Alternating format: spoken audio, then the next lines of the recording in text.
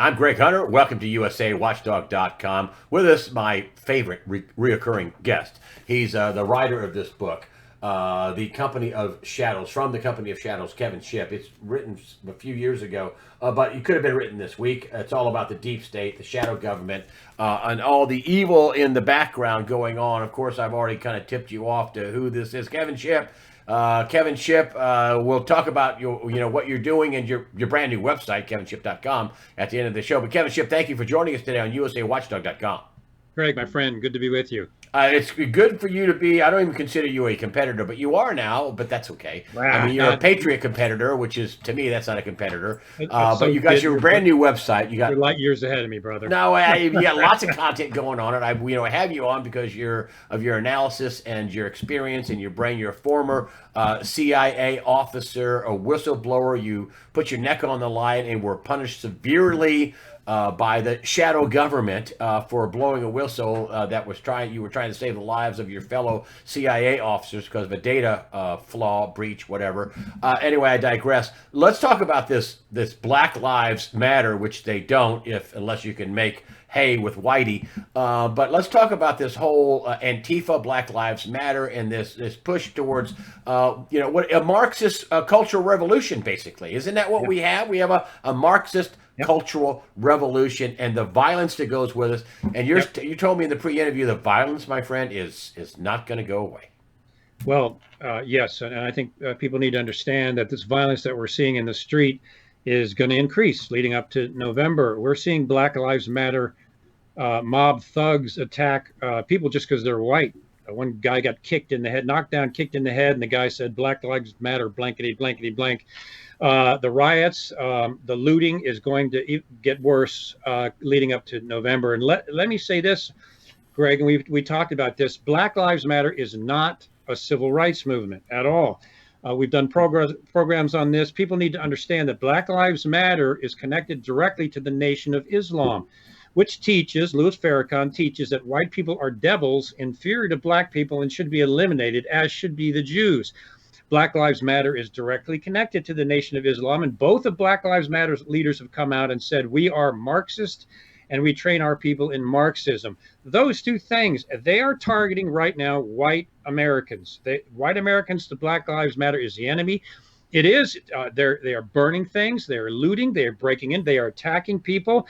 Black Lives Matter essentially is a terrorist organization, and yet these mayors and governors are leaving them alone. Not only that, what is as disturbing is large companies like Coca-Cola are giving millions, contributing millions to Black Lives Matter when it's an organization of anarchy bent on the overturning of our constitutional system and attacks on Christianity, churches, and Jews. And yet Coca-Cola, Nike, and others are giving them money. It's just astounding. I just want to put this out there because I know you'll agree with me on this. There's plenty of black people don't like Black Lives Matter.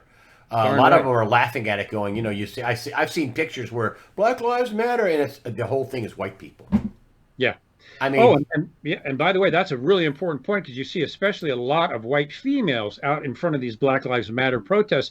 We need to understand those are typically young college educated, young females in college who are progressives, radical feminists, pro. They're communists. That's what they are. They're Marxists. They've been taught that in college. They've been fed that by their Marxist professors in college. So they're out there with Black Lives Matter. Oh, yeah, well, they'll promote the Marxist message, and that's what they're all about. Typically, that demographic are young white females, college educated by their Marxist professors, and that is not an understatement. And why are these corporations doing this? I mean, you have NASCAR in my neck of the woods, the Petty organization. I mean, if you go on blacklivesmatter.com, in part, about halfway down, you start seeing it's a trans-friendly place, and we want to attack the traditional family. I don't have it exactly verbatim, but they don't want daddy in the house. They don't want mom and dad. The cisgender. They don't want you to identify as a man or a woman. They want trans raising your kids, and they do not want a man in the house. They do not want a traditional family. How can corporations back the destruction of traditional families? Because that's what's destroyed the black community. 70+% of babies born out of wedlock. We know how that ends up in total poverty. That's right. That's right. And these corporations, what in the world are they thinking? Who's making these decisions to contribute millions of dollars into an organization that is practicing anarchy and essentially terrorism in the looting and the violence? So who is making these decisions and why are they making them? And I think the American people, honestly, Greg, because it's the only legal voice we have, really, I think the American people need to boycott some of these organizations, and they need that's not enough. Then they need to send a letter to that organization saying, I will not buy your product anymore, Coca-Cola, for example, as long as you're supporting an organization that is essentially a terrorist organization bent on the destruction of the American family and the American way of life. And until you stop that, I will not be buying your product. That's the power that we have, and people need to use that because Black Lives Matter is a clear and present danger to the security, not just of our culture, but of our government. That is how serious this is. These companies need to hear from us. They need to hear from us in droves with action because this is serious. It's going to get worse. Black Lives Matter is going to increase its attacks, especially on white Americans and Jewish Americans. That's going to get worse. And these companies need to stop supporting that. I think they would attack black people who don't support it as well. Oh yeah, they support. They will attack anybody who is for the Constitution, who is for the freedom, who is for America. I don't care what. And the polls are out. Many black people. I think one poll has it at nearly 40% of blacks are going to vote for Donald Trump. Right. And I got to tell you, I think, and this is not going to show up in a poll anywhere, I think there's going to be a pretty good, significant, not a majority, but a significant percentage of just simple Democrats that are going to, whoa, this is a bridge too far. You want to block the highway and bash out my windows and burn my house down and Biden is now, he wants to destroy the suburbs. That's too white. That's too racist. Yeah. Oh, and the recent one that American parks are racist. Did you hear the Black Lives Matter statement on that one? American parks are racist because when you go in there, you don't see enough black people hiking. It's like the trees and the rocks are racist. I mean, this is getting ridiculous. What's next? White light is racist, and then, they're going to go after God, or it's insanity. But they know what they're doing. This is not about civil rights. This is about Marxism. It is about a Marxist takeover of our culture, the destruction of American values, and essentially the destruction of our constitutional rights, especially the First Amendment. And the Second Amendment. And all the amendments. I mean, the destruction. And the Fourth Amendment, ultimately, The destruction of our Constitution and our Republic. Well, we talk about that's what this is about. They can't make they can't make the case. They can't. The stats aren't there. The data's aren't there. Washington Post been tracking this since 2015. Zip, quiet, crickets about the racially motivated police brutality. It's not there. No, there are no statistics for that. Actually, it's the opposite. The statistics show that the possibilities of being in a confrontation with police, especially in a shooting, are 25 to 1 more probable for white Americans than black Americans. There are 25 to 1 more police shootings of white Americans than black Americans, but they're concealing and they're covering up those statistics. Wow. And I think we all know why. Because they want to make hay. Of course, when the black lives that don't matter is the 8-year-old girl that was shot in Atlanta. Yeah. Or the former police chief that was gunned down protecting a pawn shop in St. Louis. Yeah. Those heroes, those people, those good people, they don't matter. Yeah. Oh, of course not, because it doesn't fit the Marxist narrative. And people like Dr. Ben Carson, my personal hero. If you read his background, it's just remarkable. Oh, they don't want to have a thing to do with Ben Carson, and they're trying to block Ben Carson at every move. And how many times you see Ben Carson on CNN? Ben Carson is a hero. Well, he's a hero to me because of his past. I agree. He's remarkable. There are, as a matter of fact, the recent poll that I saw, 60% of black Americans do not want to defund the police and do not want to get rid of the police. They want police in their neighborhoods because they understand crime and they understand that the police are deterrent against crime. So all the facts are out there that counter what Black Lives Matter, Antifa, and the Marxists, and some of the Marxist Democrats in Congress are saying. The facts counter what they're saying, but we don't see the facts pumped out, regurgitated, or promulgated by CNN. And so your average person that sits on the couch and watches CNN do not know this information. They don't know the facts. Joe Biden is saying that the police are now our enemy. and he talked about the militarization of the police. And I'm thinking militarization. The liberal governors and mayors are telling the police to stand down while people commit terror acts on the highway, burn down the cities, and loot. Right. And De Blasio recently came out and said, he's going to shut down all public events, all events, except for Black Lives Matters, riots, looting, and protesting. He calls it protesting, but riots and looting and terror. He's going to allow the Black Lives Matter to continue their terror campaign because it's a historic moment of change. That's right. Well, de Blasio must have his own scientists and his own biologists, and found that the coronavirus only attacks non-BLM protesters, and BLM protesters have some sort of incredibly amazing scientific immunity to COVID-19. What a bunch of baloney. And we know that they've also been told, the statisticians that are reporting on COVID infections, they've been told not to report if those people have been to these protests in these large cities, that if they get COVID, they have been told, do not add to the report or do not indicate that they attended these protests. So they're even controlling the stats that come out of these protests. So you can go to New York, bust out windows, stop people in traffic, try to pull them out of their cars and beat them, but you can't go to church. And like Governor Gavin Newsom just announced, you can't sing in church. And the church that said, okay, we'll meet in cars, they were charged $500 per person for having a church service. So you can't do that. But you can go to a Black Lives Matter or Antifa protest, bust out windows and drag people from their cars, and you don't need to social distance, and you don't need to wear masks. In that case, that's an exception. We were talking in the we talk all the time, but we were talking in the pre-interview, and I asked you about what your biggest fear is, and you said it's not the federal government, it's not martial law. What is your biggest fear?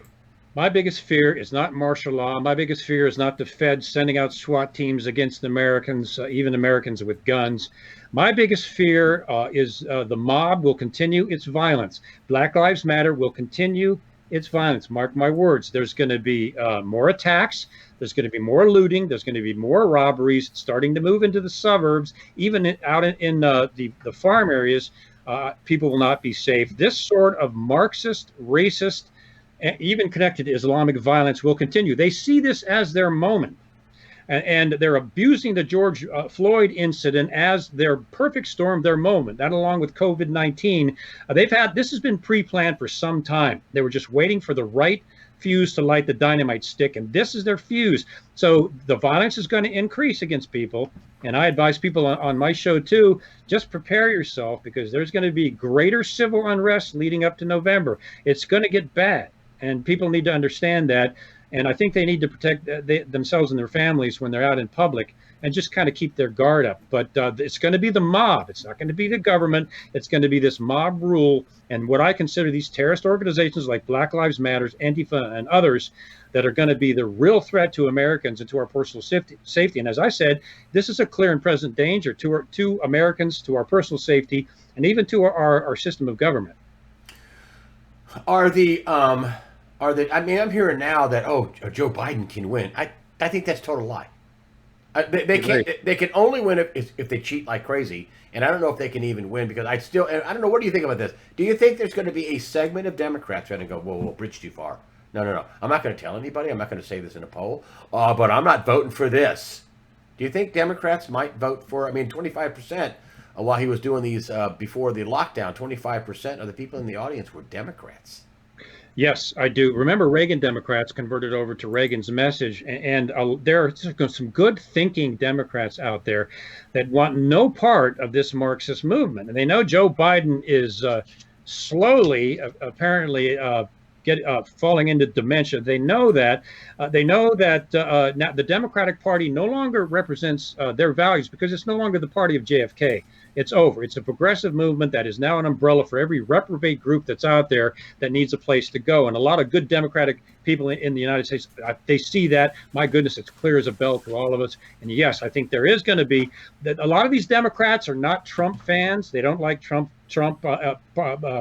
as they would prefer. But because of what Biden and the left are doing, I think these Democrats are going to go over and they're going to vote for Donald Trump because of what they see is happening to our country and what they see these organizations are doing to our way of life. I mean, Joe Biden is a Bernie bro now. Yeah. He's Bernie's a Marxist. AOC's writing the platform. All the far left, Ilhan Omar, the voices. Chameleon Joe. Biden is a Bernie bro. He's not a moderate. He's not a moderate. That's crazy. No, He's wackadoodle far left. It's so weird. It looks like now Trump is the moderate. Yeah.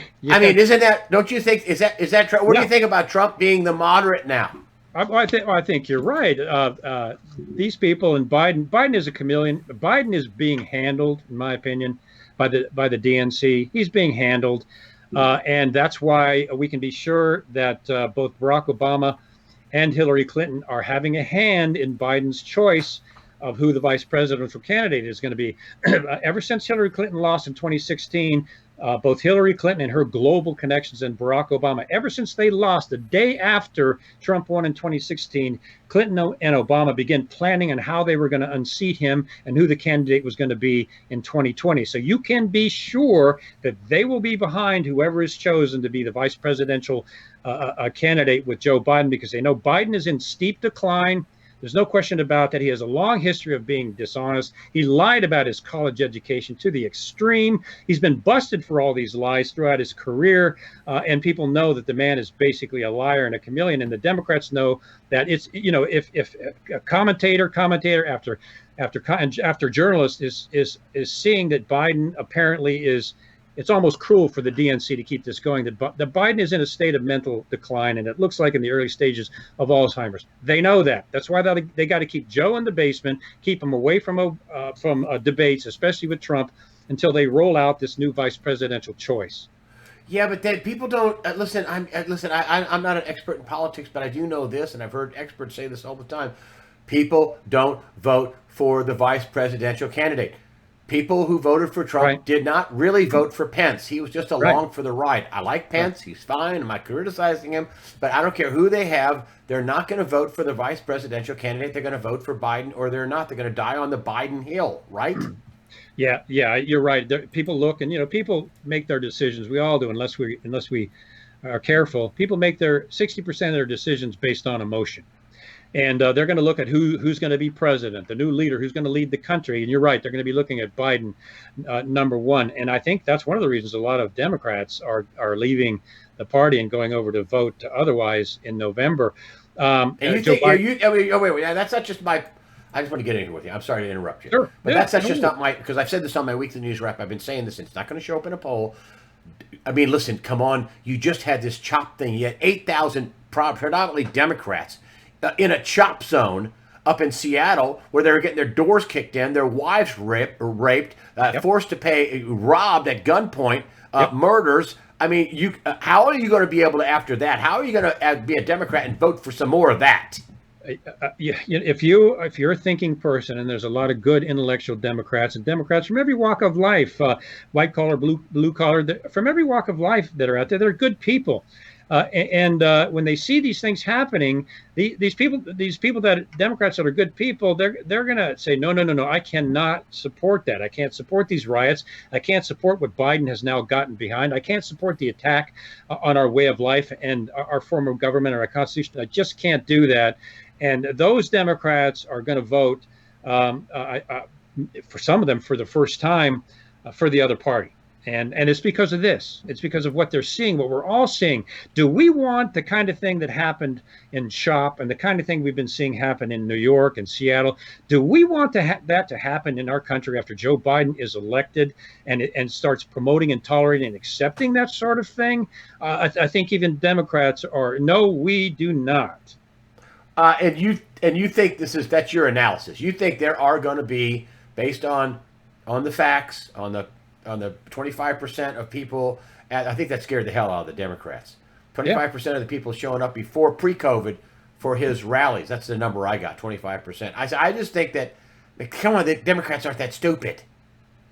No, they're You're not. going to vote to have your house burned down, and you stopped on the highway and have you there. I ask, incidentally, these people are not asking whether or not you're Democrat or Republican. They just if see somebody white or see somebody in a nice car or whatever, and they just go nuts on them. Yeah, yeah, yeah. They do. You know, and it's pretty serious. These are violent attacks on people simply because of the color of their skin, simply because they're white. That's what's And by happening. white people, I Yeah. mean most of the Black Lives Matter videos I see have probably predominantly white Marxists. Yes, white Marxists. And why? Why white people? Well, first of all, they're connected to the Nation of Islam, Black Lives Matter, who teach that based on their form of Islam, white people are devils and inferior. That's part of the reason for the attacks on white people. But the other part is to them, the white family represents, and just to simplify it, I call it target C3. Their target, the progressives' target, Islam's target, and that's why they work together. They have the same enemy. I call it target C3. Number one, they're after the Constitution and the First Amendment and religious freedom, especially Christianity and Judaism. That's the first C of the Constitution. Second, they're after the culture, traditional American values, the American family, and the moral and ethical foundation of this country. That's the second C. They're after our culture. And third, they're after the one that they see as the biggest threat, and that is Christianity and Judaism, but specifically Christianity. And that's why BLM is now starting to go after churches. So they're after those three things, which are the fabric and the foundation of America, and they know it. And that's why they're going after those. And why? What's their plan? Why all the violence? Are they trying to, do the brown shirt of Nazi routine in the 30s to intimidate people with violence and terrorize them? Because they're not protesting. They are terrorizing. They are looting. They are burning. They are arsonists. They are terrorists. They are domestic terrorists, according to our Attorney General, yep, Bill I agree. William Barr. Yes. Why the violence? What are they hoping to get out of the violence? Well, the violence gets media, the violence gets attention, but even more than that, every Marxist movement in history has used fear as its greatest weapon. And a lot of these people that are contributing to BLM, they're afraid. They don't want to be targeted by the mob. So let's just accept the mob and support the mob and even contribute to the mob, and then the mob will leave us alone. So as always happens with movements like this, fear is their biggest weapon and their biggest tool, even against corporations, because corporations know and advertisers of television programs know that if they don't toe the mark, then those advertisers are going to pay the price, and the program that those advertisers are supporting are going to pay the price. Sadly, Greg, this appears to be the age of cowardice in this country, and these people bow to these threats, and they're afraid of it. There are Americans, and I think it's a real large amount, maybe the majority, are not going to be intimidated, and they're not going to be threatened into allowing this movement or supporting the movement. It's not going to happen. But the point is, there are corporations, there are television programs and stations that are supporting this because they're afraid. They're afraid of the movement. NASCAR are a bunch of weasels. Richard Petty and his organization, weasels. Cowardice. You're a weasel. That is you're cowardice. You're backing Marxists and people that want to destroy the traditional family. Yeah. Richard Petty, Kyle Petty. Yeah. You heard me. I'm saying it. I'm using my face. I'm not out here. You're broadcasting under G. I'm putting my neck on the line. Richard Petty, Kyle Petty. You're stupid. You're un-American. You are the enemy of the people by supporting Black Lives Matter and your ridiculous driver, Bubba Wallace.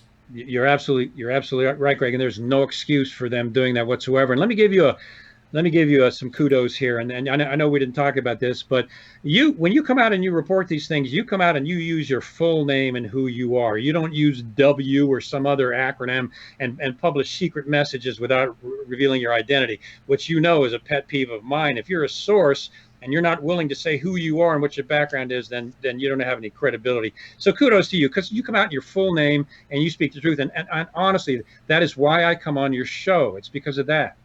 You can't be a hero from the shadows, right? And this is and I'll say it myself. Okay, I'm going to say it. Listen, enough of the Q. The Q. If you want to be an American, you step out of the shadows. I put my name and my reputation and my capital and my website on the line. I don't operate under 8chan or some secretive stuff where I'm not gonna own my words. Okay, listen, the Q people, you said this to me before, and I'm going to say it for you. The Q people are great Americans. They're great patriots. Period. Listen, Yeah, I love the Q patriots. I love they them are. all. Yeah, But you yeah. cannot fight this battle from the shadows. And I Yeah. am asking Q right now. I'm asking Q, step out of the shadows. We're 100 days from the most important election in history. Step out from the shadows, Q, and own your words. It's fundamental. You know that secrecy breeds dishonesty all the time.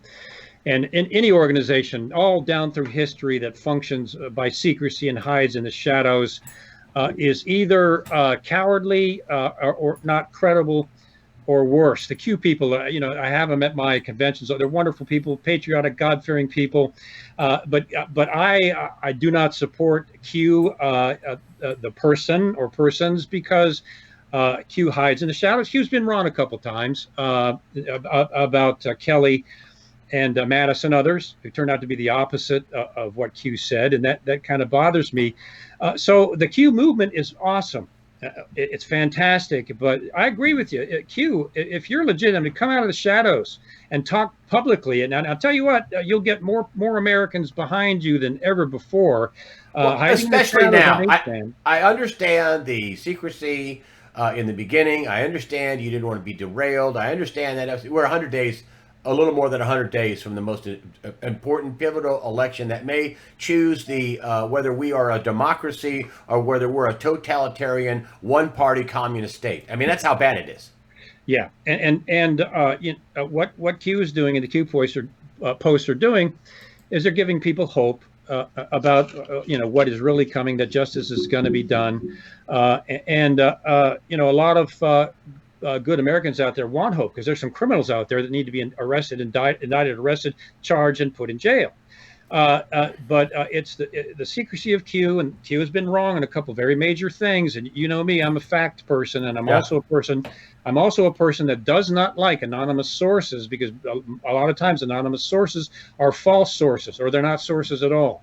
So I agree with you. The Q movement is great. I think, and I understand Q started out secretly for probably his or her own benefit. I think, but if we don't know who Q is, and if we don't have Q's credentials, then I would just caution people out there just to examine what Q is saying. Don't just buy Q as some secret high-level government official. That was me. That's what I used to be. I know that system. Don't just portray yourself as some secret inside government official. It's time, if you are legitimate, to come out and say it, and say who you are, because you're right. We are 4 months away from one of the most important elections in our history, maybe the most important. And if that election goes the Biden way, we're going to see anarchy in this country. So I agree with you. I have, and this is why my response always is, the Q people are great people. They are. I meet them all the time. They're in my conventions all the time.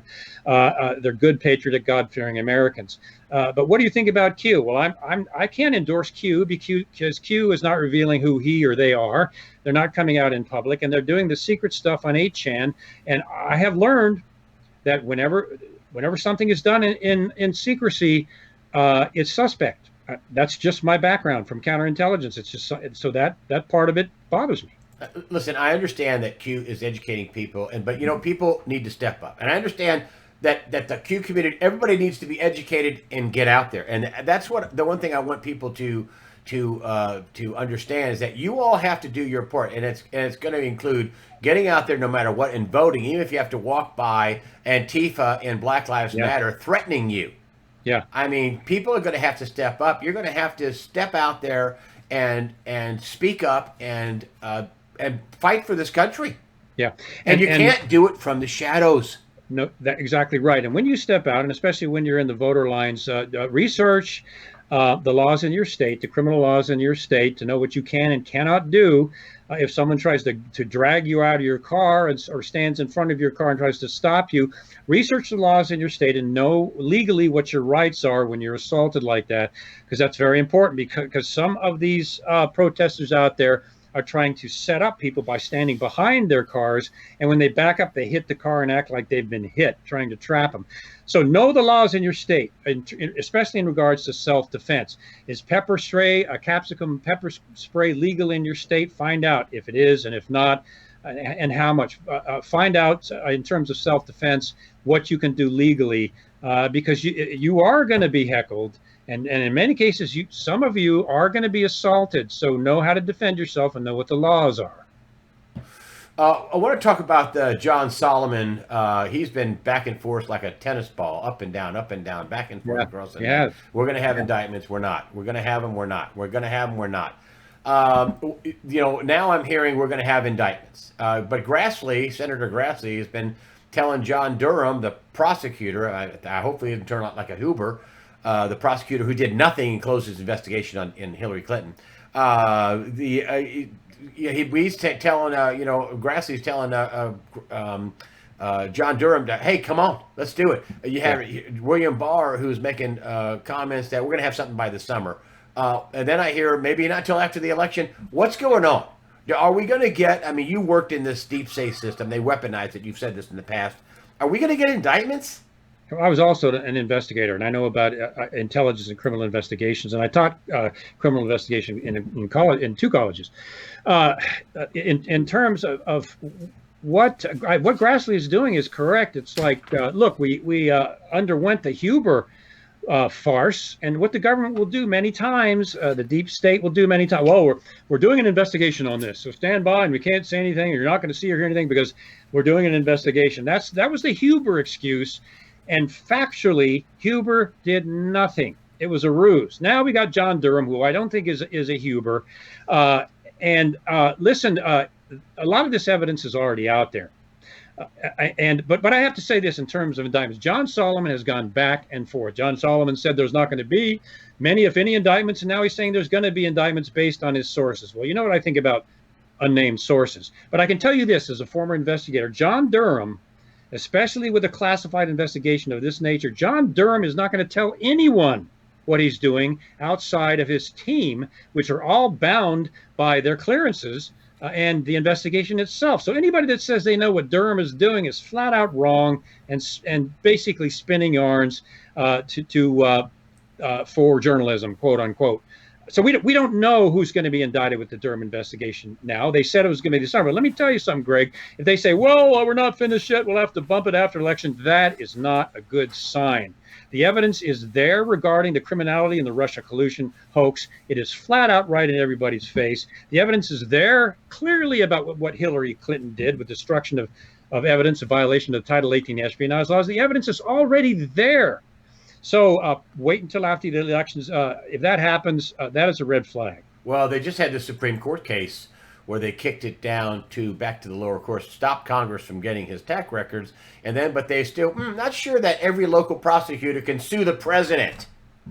They got to work that out in court. It's unbelievable. It's outrageous. But the tweets that came out from President Trump, I beat the Mueller investigation, which was illegitimately impaneled. Period. Total lie, total BS. And then also about all the spying, caught him red-handed. This is the president tweeting. This is some of what he said. This is not a verbatim, but basically this is the idea. We caught them treating nothing from the Senate Judiciary, nothing from the FBI, COA, nothing. Mm-hmm. We caught them all cheating. We caught them spying. We caught them, doing what they're doing, trying to take Donald Trump down, the soft coup. Yeah. And then with nothing. And the president seems very... I also heard him on Hannity, and he's like, well, we're maybe he got caught in a moment of rage, which I would. I mean, they're attacking this guy day and light, and other presidents, they do not. No human being, no person should go through what Donald Trump has been put through, he and his family. It is outrageous. How can you? I'm surprised he's as restrained as he is. There has been an unqualified, huge attack to try to completely destroy him, his children, his businesses, and everything else.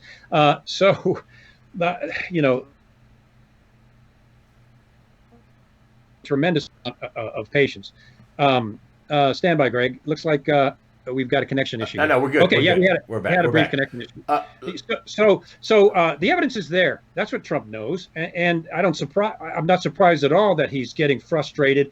As I was saying just a couple seconds ago, he's quite restrained regarding what they put him through and trying to destroy him, and still are.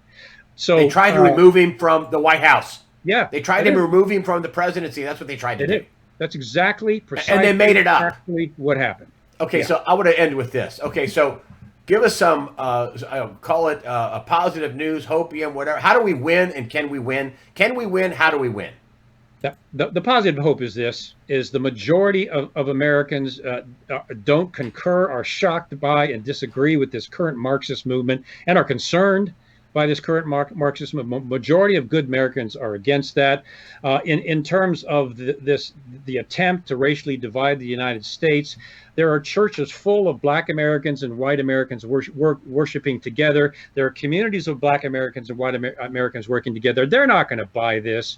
And before the election, just hold tight, people, because the violence and the threats are going to get worse. But it's like when you're over the target, the resistance gets worse. The increased violence that we're seeing is just because they know, the Marxist movement knows, and the DNC knows, that their entire power in this government, both in Congress and for the president, their entire power is in jeopardy. The DNC is in jeopardy. Donald Trump, it looks like now, despite what the media is trying to say, will probably be elected. They're terrified by that. And the reason we're seeing these threats and all this violence is because they're terrified of that. My point is, that's a good sign. We're over the target. So keep the faith, stay strong, and we can defeat this Marxist movement by those of us that are Black and white Americans and Asian, and the rest of us banding together under unity as Americans. And there's a lot of us out there that are doing that. And people need to step up. People need to step up, speak up. People need to vote. People need to put out signs, flyers, like that one lady who's erasing the Black Lives Matter painting in the street, which they did in Greensboro. Our stupid mayor, Nancy Vaughn. I hear ya. You hear what? Marxism wanting to take over America? You idiot imbecile. Yeah, yeah. I mean, it's hard for me to escape the word moron. But anyway, come on, people. But this is a psyop. They want you to think, and I tell this to the cops all the time. Pull up to a police officer. He rolled his window down like, and I said, I want to tell you something. I want to tell you that all people don't hate the cops. And matter of fact, they want you to think that all people hate the cops. They don't.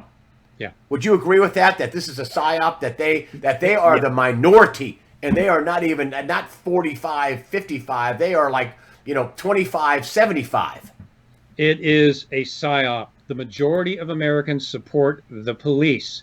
And I did that the other day to a state trooper. And I would encourage people to do this. When you see a cop or a state trooper or local police, local PD or sheriff's department, wave at them. Or if personally you can do it, say, hey, I support you. I got your back. I'm behind you.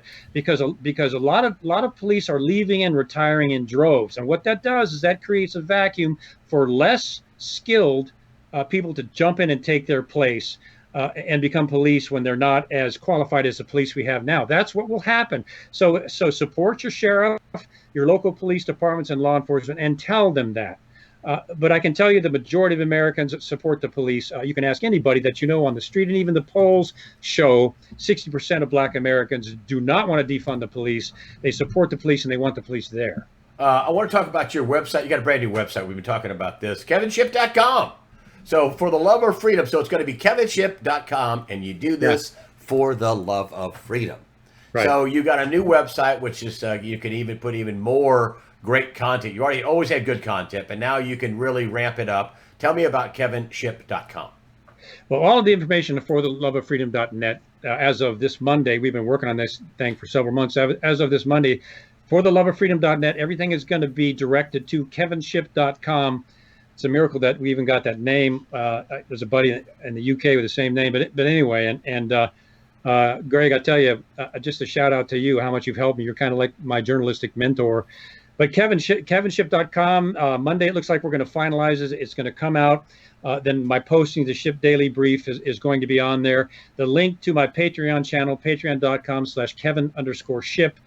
With the Shipp Intelligence Report is going to be on there. And since I gave up my pension when I blew the whistle on the CIA, of course, that's how my wife and I pay the bill. So that's important. That's all going to be on KevinShipp.com.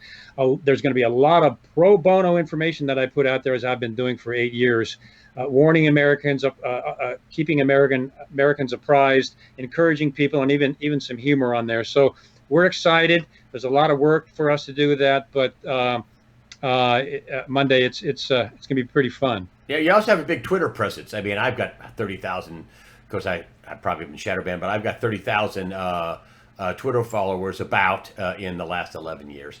And you've got 150,000 or something, right? I mean, you have a big Twitter following. Am I right? Yeah, yeah, I think we're at Ah, 160,000 or so now. Yeah, and it's just because the people I'm talking about are out there. As you know me, when I report this stuff, I really don't care about personally me or my reputation. If it's factual and Americans need to hear it and it's important, I tweet it out. Um, Somebody said the other day, Kevin Shipp drops another truth bomb. Well, I do that because I believe in the Constitution. I believe in the truth. I believe in the facts.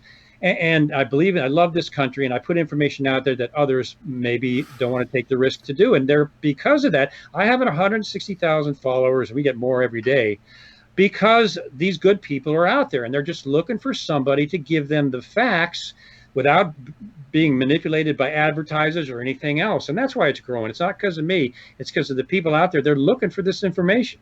and your website, again, your brand new website, kevinshipp.com. You also have the Ship Intelligence Brief, which I think after, I don't know, a month or so, you do post that kind of stuff. You have your Ships Yeah. brief, your daily Ships brief, Right. which you put out stuff all the time, which is fantastic. There's also a donation page. I'm going to put your snail mail address up. Some people, you're former CIA. So, some people would just like to send you some snail mail love. I'm going to put up all that, but fantastic, man. I'm so happy that you now have a platform where you can put out Thank you, even Greg. more great content that you've already done. Kevin Shipp, thank you for joining us today on USAWatchdog.com, the owner and creator of KevinShipp.com. Thanks for joining us on USAWatchdog.com. Thank you, Greg.